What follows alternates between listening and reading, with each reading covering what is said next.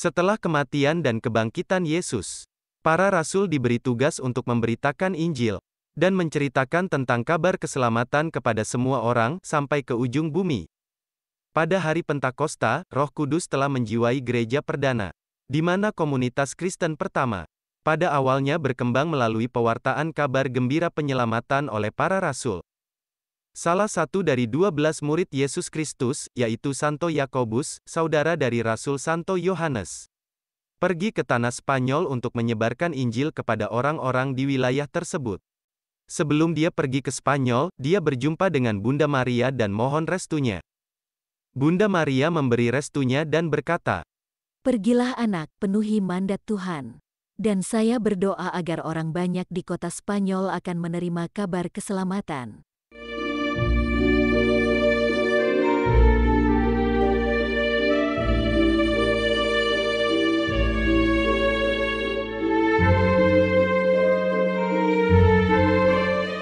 Santo Yakobus sampai di daerah Zaragoza, yang terletak di timur Laut Spanyol. Karya penginjilannya tidak berjalan mulus. Orang-orang di sana tidak antusias akan kabar gembira yang dibawa kepada mereka. Dalam kondisi keputusasaan dan kesedihan, dia berdoa di tepi sungai Ebro di Zaragoza.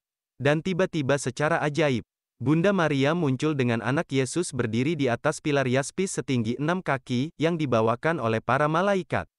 Bunda Maria meyakinkan Santo Yakobus bahwa orang-orang akan bertobat dan iman mereka akan sekokoh pilar di mana ia berdiri. Bunda Maria memberikan suatu patung kayu kecil bergambar dirinya yang dibawa oleh para malaikat kepada Santo Yakobus, dan meminta Santo Yakobus dan 8 muridnya untuk membangun sebuah kapel untuk menghormatinya.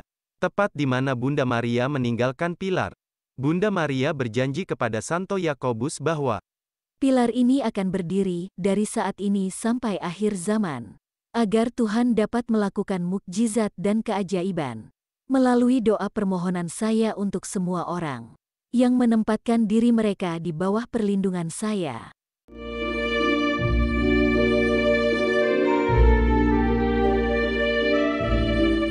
dengan peneguhan Bunda Maria, Santo Yakobus membangun gereja Maria yang pertama sekitar pilar, dan menempatkan patung Bunda Maria di atas pilar, untuk mengingat kunjungan dan janji Bunda Maria. Peristiwa di Zaragoza ini merupakan kehadiran Bunda Maria, bukan penampakan. Bunda Maria hadir ketika dia masih hidup di Yerusalem melalui bilokasi, yaitu berada di 2 tempat secara bersamaan. Kalender liturgi gereja mencatat peristiwa ini terjadi tanggal 2 Januari tahun 40 Masehi. Gereja saat ini yaitu Basilika Minor Our Lady of the Pillar, yang dibangun oleh Charles II pada akhir 1600-an, adalah yang terakhir dari beberapa penggantian dan perluasan bangunan asli.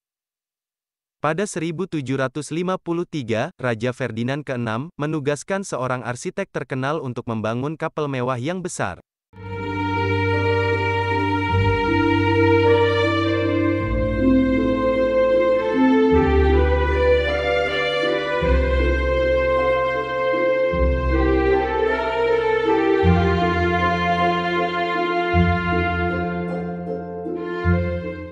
Namun Pillar of Our Lady dengan patung kayu Bunda Maria dengan anak Yesus tetap berada di tempat yang sama seperti malaikat meletakkannya, dan menjadi bagian dari altar utama.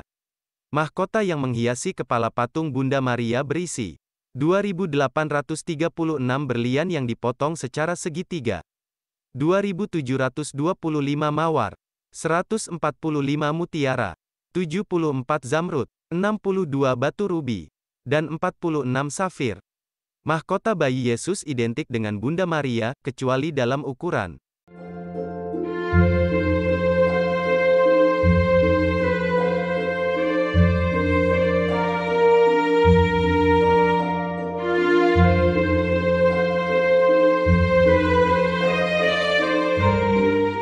Pilar itu sendiri telah ditutupi dengan perak dan perunggu, kecuali untuk celah di mana peziarah dapat menghormatinya.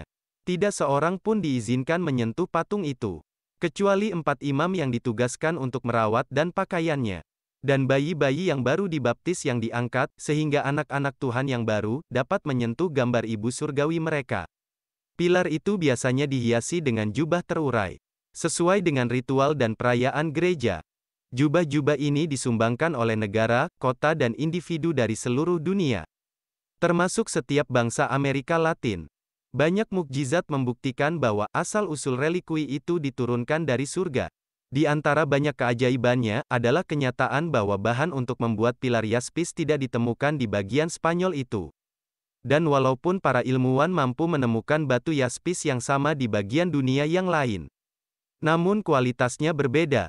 Patung Maria itu terbuat dari bahan yang tidak ditemukan di bumi ini. Dan dalam hampir 2000 tahun tidak ada debu yang mengendap di patung itu. Dan tidak pernah membutuhkan pembersihan debu. Selama Perang Saudara Spanyol, pada tanggal 3 Agustus tahun 1936, pesawat tentara menjatuhkan bom di gereja. Tetapi 2 bom yang menabrak gereja gagal meledak, membuktikan kekuatan perlindungan Bunda Maria. 2 bom itu sekarang dipamerkan di sana. Dan lubang-lubang yang tertinggal di langit gereja dilestarikan untuk dilihat semua orang. Banyak penyembuhan telah dikaitkan dengan Bunda Maria dari pilar. Dan yang terkenal adalah penyembuhan seorang pria bernama Miguel Juan Pellicer pada tahun 1640. Dia jatuh dari gerobak dan roda itu melindas kaki kanannya di bawah lutut. Para dokter terpaksa mengamputasi kakinya. Namun secara ajaib disembuhkan oleh Bunda kita.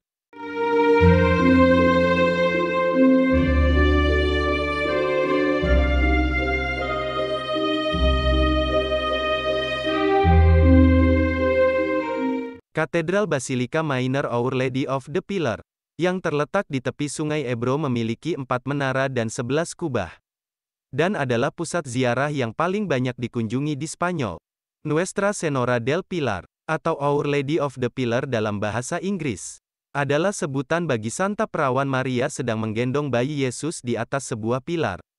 Dan menjadi Santa Pelindung Spanyol, prajurit Spanyol dan dunia Hispanik. Tidak ada tempat di dunia di mana pengabdian kepada Bunda Maria begitu mengakar. Dan pesta besar 9 hari mulai tanggal 12 Oktober dirayakan dengan kemegahan dan upacara yang luar biasa.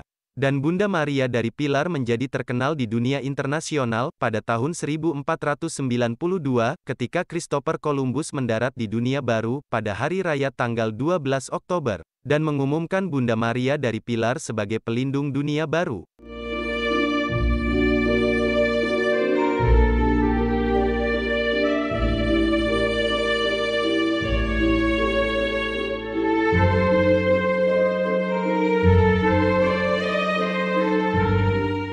Setelah mendirikan gereja sesuai yang diminta oleh Bunda Maria, Santo Yakobus kembali ke Yerusalem dengan beberapa orang muridnya, dan menjadi martir pertama dari kalangan para rasul. Ia dipenggal kepalanya oleh Raja Herodes Agripa pada tahun 44 Masehi. Karena jenazahnya tidak diizinkan untuk dimakamkan di Yerusalem, maka sisa-sisa jasadnya dibawakan ke Compostela, Spanyol, oleh para pengikutnya. Dan mereka memakamkannya di tempat yang layak. Di atas makam tersebut, didirikan sebuah kapel, yang kemudian sekarang menjadi Katedral Santiago de Compostela. Jasad Santo Yakobus dibawa oleh para pengikutnya dari Yerusalem menuju kota Santiago dengan berjalan kaki. Sejak itu rute tersebut menjadi rute para peziarah yang ingin mengunjungi makam Santo Yakobus di Santiago de Compostela. Rute perjalanan kaki menuju Santiago de Compostela dipanggil Camino de Santiago. Sesuai dengan namanya, rute ini juga dikenal dengan istilah The Way of James, atau dalam bahasa Indonesia berarti perjalanan Yakobus, dengan jarak kurang lebih 800 km. Lama tempuh melakukan Camino de Santiago memerlukan waktu sekitar 35-40 hari. Jika berjalan kaki dengan jarak rata-rata 20-25 km setiap harinya. Perjalanan peziarahan Camino de Santiago merupakan perjalanan rohani yang diharapkan mampu merefleksikan perjalanan menuju Sang Juru Selamat.